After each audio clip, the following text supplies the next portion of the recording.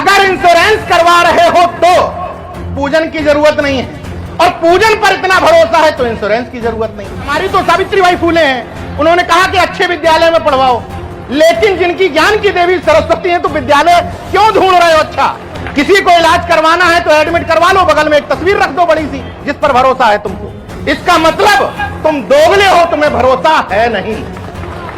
मुझे प्रकांड विद्वानों ने यह बताया है कि ईश्वर की मर्जी के बिना, तो मैं अगर यहां बोल रहा हूं इसका मतलब ईश्वर की मर्जी।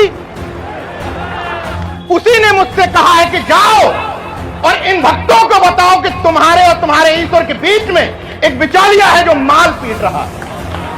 मंचों पर शिव दयाल चौरसिया भूल जाओगे, अगर संत राम बीए प्रजापति भूल जाओगे, अक्कर माता दीन भंगी भूल जाओगे, अगर झलकारी बाई भूल जाओगे, संत गाडगे भूल जाओगे, तो फिर तुम्हारा सामाजिक परिवर्तन टिकेगा नहीं।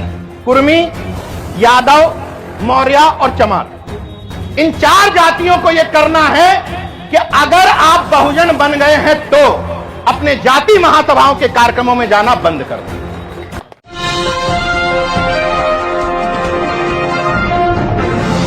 अब मैं बात यहीं से शुरू करता हूं। अवधेश वर्मा जी ने जहां से छोड़ी थी, उन्होंने कहा कि लोग भाषण से ज्यादा आचरण से प्रभावित होते हैं। बिल्कुल उनकी बात से सहमत हूं कि मंच पे जो कहा जाए वो कम से कम अपने जीवन में लागू किया जाए, क्योंकि यह भी बात बिल्कुल ठीक है कि मंच पे जो बड़े बड़े भाषण ठोकते हैं उन्हीं के शरीरों में इस तरह की चीजें होती हैं जो पाखंड की निशानी के तौर पर वो धारण किए रहते हैं। तो अगर हम मंच पर पाखंड और अंधविश्वास के विरोध की बातें करते हैं तो पहले तो अपना शरीर, फिर अपना परिवार, फिर अपना आस पड़ोस मोहल्ला ठीक करने की कोशिश करें, तब चीजें बदलेंगी।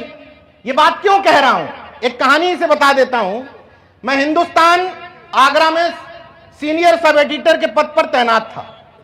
अन्ना हजारे का आंदोलन उस समय चल रहा था। मेरे ऑफिस में मेरे अलावा सारे लोग अन्ना हजारे आंदोलन के समर्थन में थे, केवल मैं एक न्यूट्रल था। मैं ना समर्थन में था ना विरोध में था। मेरे संपादक जी ने एक दिन पूछा, नीरज भाई आप अन्ना हजारे आंदोलन के समर्थन में क्यों नहीं? तो मैंने पूछा कि अन्ना हजारे आंदोलन है क्यों? तो बोले वो भ्रष्टाचार के विरोध में है। तो हमने कहा अगर पूरा देश अन्ना हजारे के आंदोलन के समर्थन में है तो फिर भ्रष्टाचार कर कौन रहा है? अगर पूरा देश अन्ना हजारे के आंदोलन के समर्थन में था तो कर कौन रहा है? वैसे ही मैं देश भर के जिन भी मंचों पर जाता हूं उनसे पूछता हूं कि अगर सामने बैठे हुए लोग और मंच पर बैठे हुए लोग वास्तव में पाखंड और अंधविश्वास के विरोध में हैं तो फिर पाखंड अंधविश्वास कर कौन रहा है? हो ये रहा है कि जो इन पांडालों में आते हैं, बहुजन पांडालों में, वो पर्ची बनाने वालों के पांडालों में भी जाते हैं। तो ये दोहरी मानसिकता नहीं चलेगी। अगर इन बहुजन पंडालों में आ रहे हो तो वो शिवलिंग पे बेलपत्री चिपकाने वाले के पंडाल में जाना बंद कर दो। क्योंकि अगर बच्चे एक तरफ कहते हो कि शिक्षा शेरनी का दूध है, जो पिएगा वो दहाड़ेगा, और दूसरी तरफ उनसे पर्चियां बना करके बच्चों का भाग्य भी पुछवाते हो। चलो छोड़ दो ये बात।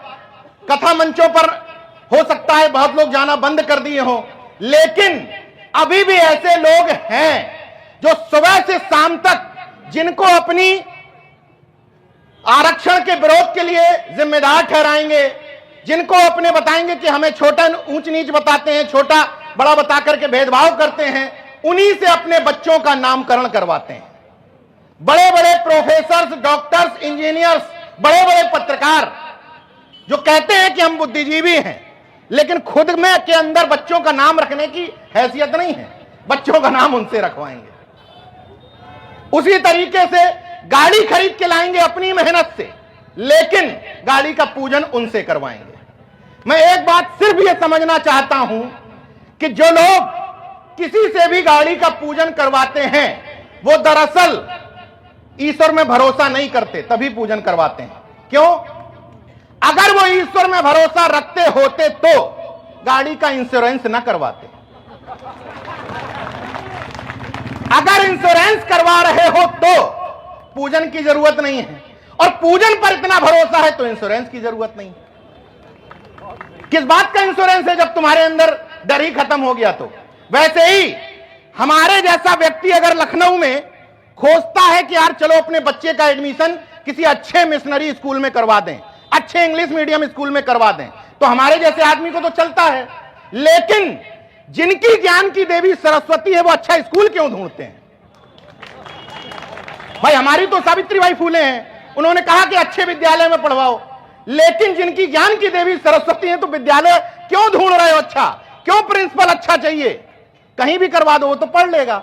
वैसे ही मैं अपने पिताजी का इलाज पीजीआई चंडीगढ़ में, पीजीआई लखनऊ में करवा रहा हूं, तो मेरे जैसे आदमी को तो चलता है, क्योंकि मुझे भरोसा नहीं है किसी ईश्वर की सत्ता पर। लेकिन जिनको भरोसा है तो तुम अच्छा अस्पताल क्यों ढूंढते? किसी को इलाज करवाना है तो एडमिट करवा लो, बगल में एक तस्वीर रख दो बड़ी सी जिस पर भरोसा है तुमको। इसका मतलब तुम दोगले हो, तुम्हें भरोसा है नहीं। गलत तो नहीं कह रहा हूं? अच्छा, गलत कह कैसे सकता हूं? मुझे प्रकांड विद्वानों ने यह बताया है कि ईश्वर की मर्जी के बिना, प्रकांड विद्वानों ने बताया है, तो मैं अगर यहां बोल रहा हूं इसका मतलब ईश्वर की मर्जी बताओ नहीं होती तो मैं क्या बोल पाता? क्या मैं क्या लखनऊ से यहां तक आ पाता? क्या इसका मतलब उसी ने मुझसे कहा है कि जाओ और इन भक्तों को बताओ कि तुम्हारे और तुम्हारे ईश्वर के बीच में एक बिचौलिया है जो माल पीट रहा है। उसी के आदेश से आया हूं मैं। उसका आदेश नहीं होता तो मैं नहीं आ पाता।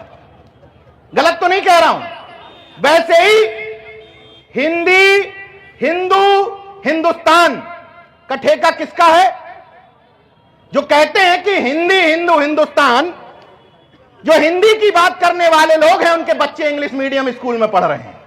जो आपसे कहते हैं कि हिंदी हिंदी हिंदी हिंदी, वो अपने बच्चों को इंग्लिश मीडियम स्कूल में पढ़ा रहे हैं।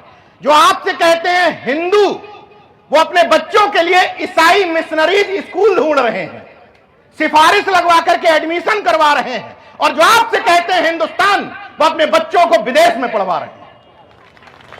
तो केवल कावड़ होने का ठेका, केवल हिंदू हिंदुस्तान करने का ठेका, हिंदू मुसलमान करने का ठेका किसका है? हमारे आपके बच्चों का। किसी भी नफरत की आंधी में, चाहे वो संभल की घटना हो या इधर बहराइच की घटना, किसी भी नफरत की घटना में, चाहे इस पक्ष का आदमी, आप आंकड़े उठा के देख लीजिए गुजरात से लेकर कहीं के भी दंगों के, चाहे इस तरफ का हिंदू हो चाहे इस तरफ का मुसलमान, मरने वालों में किसी रहीज़ादे की औलाद नहीं होगी। दोनों तरफ से मरने वाले लोग गरीब और मजलूम की ही औलाद होते हैं। तो नेता और बड़े बड़े अधिकारी उनके नाम पर रोटियां सेकेंगे राजनीतिक की, लेकिन मरने के लिए, वहां पर शहीद होने के लिए केवल हमारे आपके घर के बच्चे हैं। छोड़ दो, बॉर्डर पर शहीद होने वालों की लिस्ट उठा करके देख लो, वहां भी देख लो कि किनके घर के बच्चे बॉर्डर पर हमारी रक्षा करने के लिए डटे हुए हैं। इसलिए मैं आप लोगों से यह अनुरोध कर रहा हूं कि कम से कम इन कार्यक्रमों में आते हो, इन मंचों पर आते हो, तो कुछ बातें अपने दिल से एकदम क्लियर कर लो कि हमको क्या करना है और क्या नहीं करना है। समस्या यह है कि सामाजिक न्याय की बात जब हम करते हैं तो सामाजिक न्याय में का मतलब हम समझ लेते हैं कि दो चार जातियों को इकट्ठा कर लो, सामाजिक न्याय बन जाएगा। दरअसल राजनीतिक परिवर्तन और सामाजिक परिवर्तन को हम आपस में क्लब कर देते हैं, जबकि दोनों अलग अलग चीजें हैं। राजनीतिक परिवर्तन में तो चल सकता है कि किसी विधानसभा में आप बड़ी बड़ी जातियों का समीकरण उठा लें और कह लें कि हम जीत जाएंगे, लेकिन सामाजिक परिवर्तन में अगर मंचों पर शिवदयाल चौरसिया भूल जाओगे, अगर संत राम बीए प्रजापति भूल जाओगे, अगर माता दीन भंगी भूल जाओगे, अगर झलकारी भाई भूल जाओगे, संत गाडगे भूल जाओगे, तो फिर तुम्हारा सामाजिक परिवर्तन टिकेगा नहीं। हम सब की जिम्मेदारी है। एक बात बिल्कुल सही है, मैंने पिछले कार्यक्रम में लक्ष्मण भाई और हम साथ में थे, उधर भी मैंने कहा था कि जिसकी जितनी संख्या भारी उसकी उतनी हिस्सेदारी। इस नारे का उपयोग आप सामाजिक परिवर्तन के लिए कर रहे हैं या महज विधानसभा लोकसभा चुनाव जीतने के लिए, यह आपकी जहनियत पर डिपेंड करता है। जिसकी जितनी संख्या भारी उसकी उतनी हिस्सेदारी। सुनने में अच्छा तो लगता है, लेकिन इस नारे के चक्कर में तुम अपने नाई समाज के भाई को भूल गए, क्योंकि ना संख्या भारी ना हिस्सेदारी। तो नाई क्या करे? क्या करे नाई समाज का व्यक्ति? आपका चौरसिया समाज का व्यक्ति क्या करे बताइए? संख्या भारी और हिस्सेदारी के चक्कर में तो 4-5 जातियां आती हैं, वही मंचों पे भी दिखती हैं, तो बाकी व्यक्ति क्या करे? इसलिए बदलते वक्त की जरूरत के हिसाब से मैं बार बार एक बात कहता हूं कि हमें बदलते वक्त की जरूरत के हिसाब से अपने नारों में, अपनी डिमांड्स में बदलाव करना है। जैसे जब महामना रामस्वरूप वर्मा जी काम करते थे अर्जक संघ बना करके, तो उस समय इस नारे की जरूरत था, उस समय इस नारे की बेहद जरूरत थी कि दो बातें हैं मोटी मोटी, सबको इज्जत सबको रोटी। इस समय ये सरकारें रोटी तो दे रही हैं, रोटी नहीं छीन रही हैं आपसे, रोटी का निवाला तो पकड़ा दे रही हैं, लेकिन इज्जत छीन ले रही हैं। तो हमें अब बदलते वक्त के साथ रोटी के क्रॉस करके एक डिमांड रखनी है कि मान सम्मान स्वाभिमान और इज्जत से समझौता नहीं करेंगे। जो आपके चेहरे, आपके समाज के चेहरे जो आपको दिखा करके आपका वोट बैंक लूटने की जो योजना चल रही है, इसको हम बहुत गंभीरता के साथ समझेंगे। क्यों समझने की जरूरत है? इसलिए समझने की जरूरत है क्योंकि उनको एक बात बहुत अच्छी तरह से पता है कि कितना इनको संविधान रटा लो, कितना इनको आरक्षण की बात कर लो, लेकिन जैसे ही जाति का मुखौटा सामने आता है, वैसे ही ये गर्दन झुका करके कटने को तैयार हो जाते हैं। ये बात उनको बहुत अच्छी तरह से समझ में आ गई है। इसलिए हम सब अगर बहुजन बन रहे हैं तो हम एक काम और करना है, कम से कम 4 जाति के लोगों को, स्पष्ट बोल रहा हूं, मुझे कोई किसी से राग द्वेष नहीं रहता है, कुर्मी, यादव, मौर्य और चमार, इन 4 जातियों को यह करना है कि अगर आप बहुजन बन गए हैं तो अपने जाति महासभाओं के कार्यक्रमों में जाना बंद कर दो। बाकी के लिए नहीं कह रहा हूं, वजह है बाकी के लिए क्यों नहीं कह रहा हूं। अब नाई से आप कहोगे कि जातिवाद बंद कर दो, जातिवाद करेगा खाक, जातिवाद करेगा कैसे हो? तो पहले तो उनकी जिम्मेदारी है जो मंचों पे बुलाए जाते हैं, हमारे जैसे लोग। मैं अपनी तरफ उंगली करता हूं, किसी की तरफ नहीं करता हूं। पहले तो हम अपने से सवाल करें कि हम खुद कितने बहुजन बन पाए, तब हम दूसरे की तरफ उंगली उठाएंगे। अब जाति महासभाओं से तकलीफ क्या होती है यह भी बता देता हूं, मैं प्रैक्टिकल बता रहा हूं क्योंकि 9 साल जातिवाद करके देख चुका हूं। समस्या यह होती है कि जैसे इन पांडालों पर अभी कहा जाए, जाग जाओ कुर्मी वंश के सूरवीरों, जाग जाओ यदुवंश के क्षत्रिय वीरों, जाग जाओ मौर्य वंश के वीरों, तो होगा क्या? जो आपका ही अपना भाई प्रजापति समाज का यहां बैठा हुआ है, वो आपको अपना भाई मानता है, लेकिन वो पता क्या कहेगा? वो सोचेगा कि अगर जाग गए, ये सब जाग गए, तो जाग के गांव में होंगे किसके खिलाफ? हमारे खिलाफ, क्योंकि इनके खेत से हमारे खेत लगे हैं। तो जाग के लड़ेंगे किससे? हमसे लड़ेंगे। तो इनको नहीं जीतने देना है। तो तुम्हारे जाग जाओ के चक्कर में तुम्हारा भाई तुम्हारा दुश्मन बन गया, वो जाग गए जिनके खिलाफ तुम्हारी लड़ाई है। तुम्हारा अपना भाई नहीं जागा, उनको जगा दिया तुमने जाग जाओ के चक्कर में। इसलिए अगर इन बहुजन मंचों पर दहाड़ते हो तो आज के बाद सिर्फ एक बात कहनी है, जाग जाओ बहुजन वंश के सूरवीरों, क्योंकि हम सब घुमा फिरा करके एक ही रक्त वंश के हैं, कोई भाई छोटा कोई भाई बड़ा। मैं केवल समस्याओं पर बात नहीं करता, समाधान पर भी बात करता हूं, और इसका सबसे बढ़िया समाधान है अंतरजातीय विवाह, इंटरकास्ट मैरिजेस। इससे अच्छा कोई सॉल्यूशन नहीं। क्यों? मान लीजिए मुझसे किसी कुर्मी भाई ने कहा, हमारे नीरज भाई यादव समाज के लोग बहुत ज्यादा ये क्लास 1 ऑफिसर हो गए, तो मैं कहता हूं दामाद बना लो। भाई किसी यादव को अगर तकलीफ है कि कुर्मी ज्यादा दिखने लगे पीसीएस में आईएएस में, तो दामाद बना लो, आपस में रिश्ता स्थापित कर लो। सामने वाले मधुवादी सामंतियों की काट इसी में छुपी है। तो ये केवल 2 जातियों की बात नहीं है, यही कॉम्बिनेशन कुर्मी मौर्या में, मौर्या कोरी में, कोरी चमार में, सब में आपस में स्थापित करना है। और जिस दिन ये वैचारिक रिश्तेदारी तुमने डेवलप कर ली, उस दिन उनका फड़फड़ाना शुरू हो जाएगा। अगर कोई यादव समाज का व्यक्ति पेरियार ललई की यादव की जयंती 10,000 की भीड़ के साथ मना रहा है, उससे सत्ता वालों को कोई तकलीफ नहीं, कोई तकलीफ नहीं है। लेकिन अगर वही जयंती प्रजापति समाज का व्यक्ति 5,000 भीड़ के साथ मना रहा है तो बिलबिला जाएंगे। यह वक्त की जरूरत है कि हमें यह करना ही होगा। इसलिए मैं कहता हूं कि अगर पाखंड और अंधविश्वास के विरोध में हो तो शरीर से 3 निशानियां गायब कर दो। 1, 2, 3। क्लियर है? इसको बताने की जरूरत नहीं है, क्योंकि जब तुम किसी सार्वजनिक जगह पर बैठे होते हो तो वह ऐसे सांस में से देखते हैं झांकते हुए कि इनमें से कौन कौन गुलाम बैठा है। भाइयों से एक अनुरोध, क्योंकि युवा भाई मेरे बहुत सारे हैं इधर और मेरा परिचय पत्रकार के तौर पर करवाया गया है, तो युवा भाइयों से एक विशेष तौर पर अनुरोध कि हम लोगों का भाषण सुनकर के एकदम गर्मजोशी से यह मत सोच लीजिएगा कि आज डंडा लेके बाहर निकल जाएंगे। जो मिलेगा उसको एकदम आपको होश से काम लेना है। कभी भी सोशल मीडिया में सार्वजनिक तौर पर किसी धर्म के ऊपर टिप्पणी नहीं करनी है। ये गौर करिएगा इस बात पे। अगर आपको, देखिए सीधी सी बात है, आपको अपनी लकीर लंबी खींचनी है। आपको ये क्या कहने की जरूरत है सोशल मीडिया पर कि हमारी ज्ञान की देवी सरस्वती नहीं है? जरूरत ही नहीं है। आपको केवल यह बताना है कि हमारी ज्ञान की देवी सावित्रीबाई फूले कौन सी धारा में अपराध है। अगर आप लिखोगे सोशल मीडिया पर कि जातिवार जनगणना चाहिए, कौन सी धारा में अपराध है। अगर आप कहोगे कि ओबीसी के लिए भी हमें विधानसभा और लोकसभा में रिप्रेजेंटेशन और आरक्षण चाहिए, कौन सी विधानसभा में अपराध है। आप कहोगे लेटरल एंट्री नहीं चाहिए, कौन सी धारा में अपराध है। इतने मुद्दे आपके पास लिखने को हैं भाई। इन सब चीजों के लिए हम लोगों को छोड़ दो ना। थोड़े बहुत चर्चित हो गए हैं तो थोड़ा बहुत छेड़ने में आदमी को डर लगता है। तो तुम्हें गांव घर में रहने में छेड़ने की जरूरत नहीं है।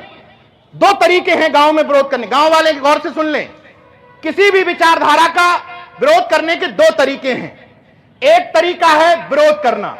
किसी ने भगवत पांडाल का मंच सजाया, वहां पहुंच गए चौधरी बन करके, मैं ये सब नहीं मानता, मैं सब विरोध में हूं इसके। अब पता चला एफआईआर दर्ज हो गई, अब रोते घूम रहे हो। दूसरा तरीका है गांव में रहने वालों को विरोध नहीं करना है, गांव में रहने वालों को बाइकआउट करना है। दोनों का अंतर समझ गए? अंतर यह है कि या तो वहां जाकर के ढिंडोरा पीटो कि हम नहीं मानते, या हम तुम्हारी जगह पर पाखंडी जगह पे जाएंगे नहीं। अगर देखिए बहुसंख्यक तो हम ही हैं, उपभोक्ता तो हम ही हैं। अगर हम ये तय कर लें कि हम वोट हमारा बहुजन को, नोट हमारा बहुजन को, अगर बहुसंख्यक समाज के लोग ये तय कर लें तो पाखंड वाली दुकानें भी बंद हो जाएंगी और वैसी वाली भी हो जाएंगी। सिर्फ अगर हम ये तय कर लें कि हम सुई से लेकर हवाई जहाज तक अपने जीवन का 1 रुपए की भी कमाई पाखंडी आयोजनों में ना खर्च करके कोई भी सामान खरीदेंगे, अपने बहुजन समाज के व्यक्ति की दुकान से खरीदेंगे, तो दुकानें बंद हो जाएंगी कि नहीं हो जाएंगी। इसमें किसी की आलोचना की बात नहीं है, अपने समाजों को आगे बढ़ाने की बात है। लेकिन फिर बहुजन का मतलब बहुजन ही होना चाहिए। फिर वहां पर टॉर्च लगा के जाति खोजते मत घूमिएगा। फिर बहुजन का मतलब बहुजन। और जब टीवी देख रहे हो आपके घर के बच्चे और महिलाएं, या हमारी कुछ माताएं बहनें बैठी हुई हैं, आपसे अनुरोध कि घर पे सेंसरशिप लागू करनी है। क्यों? उन्होंने एक बात समझ ली कि अच्छा कार्यक्रमों में जा जा करके इनको ये समझ में आ गया कि इनको ये पाखंडी सीरियल नहीं देखने हैं, तो उन्होंने नए दौर में कुछ नए नए आइटम निकाले। कैसे? डायन, चुड़ैल, नागिन सीरियल आते हैं कि नहीं आते हैं ना सीरियल। ये सीरियल इसीलिए शुरू किए गए हैं कि तुम घुमा फिरा करके उसी पाखंडी व्यवस्था में बने रहो। आज के बाद, यहां से निकलने के बाद आपके मोहल्ले में जितने भी बहुजन समाज के लोग रह रहे हो, अगले कार्यक्रमों में उनको ट्राई मारना है। रस्सी आवत जाते सिल पर परत निशान। एक बार ट्राई मारोगे, 2 बार ट्राई मारोगे, 3 बार ट्राई मारोगे, चौथी बार झकमार के साथ में आएगा। लेकिन उसके लिए करना यह पड़ेगा कि अपनी गाड़ी की एक सीट खाली रखनी पड़ेगी। जो अपनी जाति के लोगों से 5 सीट भर रहे हो, उसमें जाति के 2 लोग उतार दो और दूसरी जाति के 2 लोग बैठा लो। यह करना पड़ेगा। और अब बात है कि भाषण और आचरण, मेरी गाड़ी में 3 लोग आए हैं, वैसे 5 लोग आते हैं, इस बार 3 लोग आए क्योंकि क्लियर नहीं था जाना है कि नहीं जाना। तीनों के नाम बता देता हूं। एक मैं खुद नीरज भाई पटेल, दूसरे चेतन जायसवाल, तीसरे अजय साहू। वही कहता हूं जो जीवन में लागू करता हूं। साहू जी हमारे साथ 3 कार्यक्रमों में आए हैं, भाषा बदल गई। क्योंकि दिक्कत क्या है नीरज भाई, पत्नी नहीं बदल रही, हम तो बहुत बड़े सामाजिक न्याय के झंडावरदार बन गए, पत्नी नहीं मान रही, बच्चे नहीं मान रहे। मानेंगे कहां से जब कार्यक्रमों में लाओगे नहीं। कार्यक्रम में आते हो तुम, भाषण ठोकते हो तुम, सुनते हो तुम, पत्नी को जब एक ही पता है कि भैया गोबर पूजना है, तो कैसे बताओगे कि गोबर नहीं, ये माधव नहीं है, गोबर है। जब कार्यक्रमों में लाओगे तब तो पत्नी को पता चलेगा कि ये भी एक सोचने का ढंग है।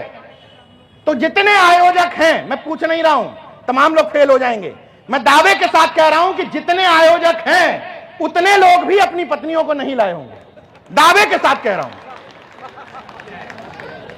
दावे के साथ कह रहा हूं, लेकिन पूछ नहीं रहा हूं क्योंकि बदनामी होगी। अगर बदनामी से डर रहे हो तो अगली बार पूछूंगा।